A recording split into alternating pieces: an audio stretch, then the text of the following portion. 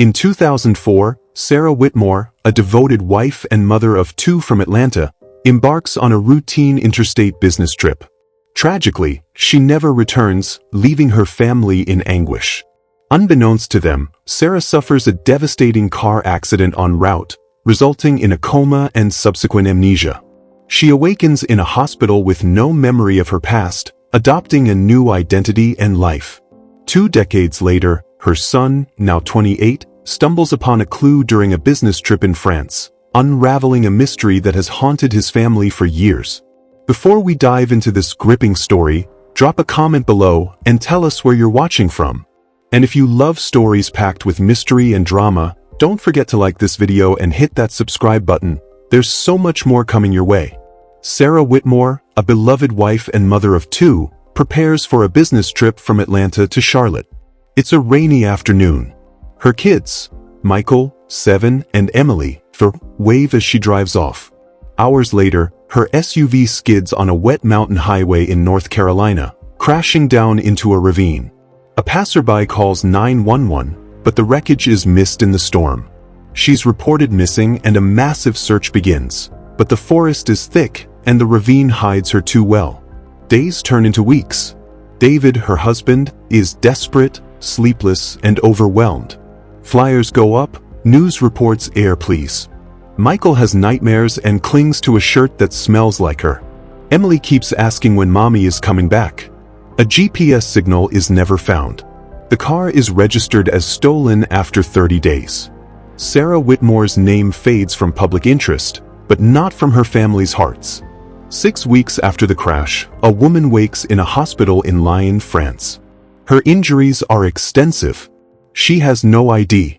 She can't speak. No memories.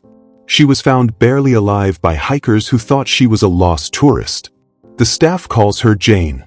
Slowly, she learns to eat, walk, and speak again, but there is a hollow space where her life should be. The hospital assigns her the name Elena. She chooses the surname Meyer from a nurse's name tag. Elena Meyer begins life like a newborn in an adult body. Her American accent remains, but she has no idea who she is. Without fingerprints in international databases, no one claims her. French authorities treat her as a trauma victim. She is transferred to a long-term care center in Geneva. In Geneva, Elena discovers painting during occupational therapy. Her vivid, emotional paintings attract attention. A kind nurse named Annika becomes her guide. They form a deep bond, and Annika helps Elena find part-time work and lodging. Elena teaches painting to children. The art becomes her voice, a language where she expresses the grief she can't explain. Elena experiences flash images, water rushing, children laughing, a blue door, a teddy bear. They come during sleep or painting. She dismisses them as imagination. But she often finds herself drawing a house she's never seen, brick, 2 windows, a red bike parked outside. Annika invites Elena to join her in Vienna where she's opened an art studio. Elena agrees. In Austria, she thrives. Her life feels real now. She's known as the mysterious American painter. She even gives interviews in broken German English. But she avoids questions about her past. Meanwhile, in Atlanta, Michael is now 28, a brilliant software developer. He still has dreams about his mother. One day, while on a business trip to Vienna, he stumbles upon a poster of a gallery showing American Exile, works of Elena Meyer. He's shaken. The eyes on the poster, they are his mother's. He visits the gallery. On the wall is a painting of a red bike by a brick house. His childhood home. He stands frozen. His voice trembles as he asks about the artist. They tell him she teaches art every Saturday at a local studio. The next class is in 2 days. Michael attends the class. Elena smiles politely at him, then freezes. Something about him unsettles her. He can barely speak. After class, he asks her a question no one else ever has. Do you remember the name Sarah? She stumbles back, dropping a brush. Her head pounds. A memory flashes, her son calling her name. Michael contacts a local genetic testing lab. He retrieves a cup Elena drank from and sends it for testing. Days later, confirmation. 99.9% match. Elena is Sarah Whitmore. He can barely breathe. His mother isn't dead. She's alive and doesn't know who he is. Michael gently tells Elena the truth.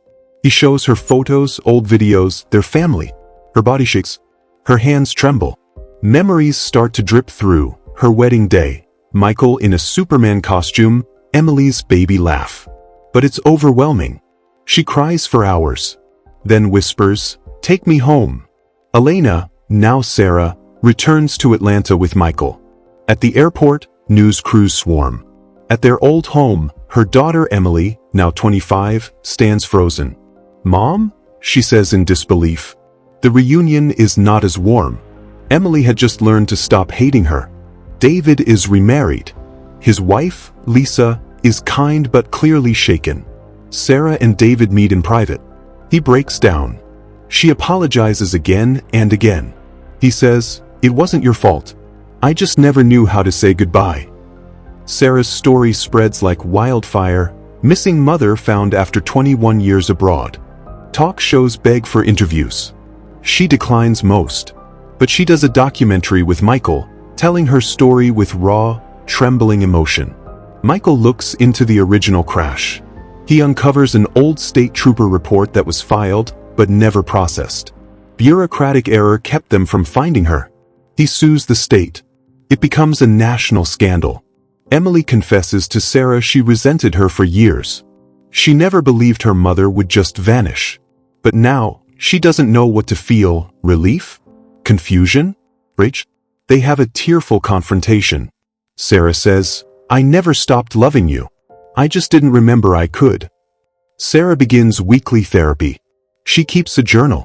She paints more than ever, now including family portraits. Some days she's Sarah. Others she slips into Elena's habits. Healing is slow, but possible. David confesses he still loves Sarah, but he also loves Lisa. They decide not to rekindle the marriage. Sarah understands. She thanks him for raising their kids. He says, "You gave them life. I just held on to it." Sarah starts traveling again, this time as herself. She visits schools to speak about missing persons, trauma recovery, and memory. People cry hearing her story. She finally feels like her life matters again. Annika sends a heartfelt letter. "I always knew you had a past. I just didn't want to break the peace you'd found." Sarah cries reading it. She writes back, "Thank you for giving me a second chance at life, even if it wasn't the one I knew." Sarah opens a solo gallery in Atlanta titled, The Forgotten Journey. Each room represents a chapter of her life: childhood, motherhood, the vanishing, Europe, rediscovery. Thousands visit. One visitor says, "I came to see your art, but I left with hope." At a tech summit, Michael gives a speech titled, The Algorithm of Memory.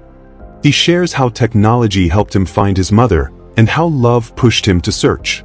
He ends with, "Some connections never die. They just wait to be rediscovered."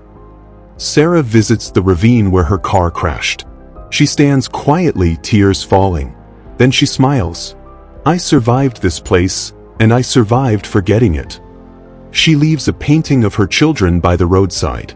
A silent tribute to what was lost, and what was found.